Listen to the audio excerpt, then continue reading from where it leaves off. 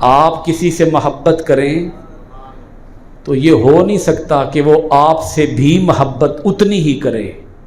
پتہ ہے کیا ہوتا ہے؟ دنیا کی محبت کی بات کر رہا ہوں، مجازی محبت کی بات۔ مجازی محبت کا خاتمہ ہمیشہ بے وفائی ہی ہوتا ہے۔ آپ کسی کی مثال لے لیں، جب محبت مجازی ہوگی تو دوسری طرف سے وہ پیار نہیں ملے گا۔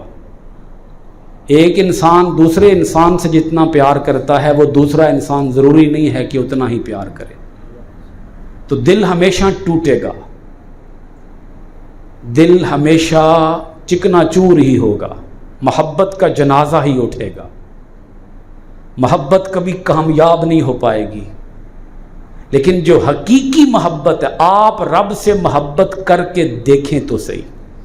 یہاں رب سے محبت ہے نا جی، کہ صحابہ اکرام حضور سے پیار کرتے ہیں، صحابہ اکرام حضور سے کتنا پیار کرتے ہیں، وہ ایک لمحے کے لیے بھی حضور کی بارگاہ سے دور نہیں ہونا چاہتے۔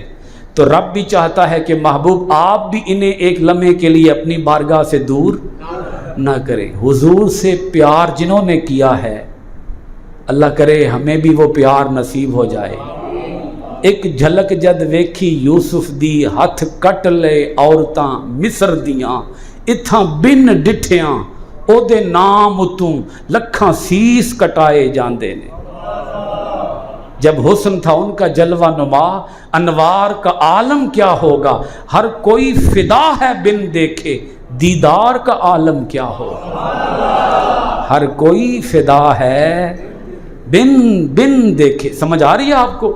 ہر کوئی فدا ہے بن دیکھے، دیدار کا عالم کیا ہو۔ نبی پاک علیہ الصلوۃ والسلام سے جس نے بھی محبت کی ہے وہ محبت رائے گاہ نہیں گئی۔ یہ نہیں ہو سکتا کہ آپ رب سے اور رب کے رسول سے محبت کریں اور آپ کو کوئی اجر نہ ملے۔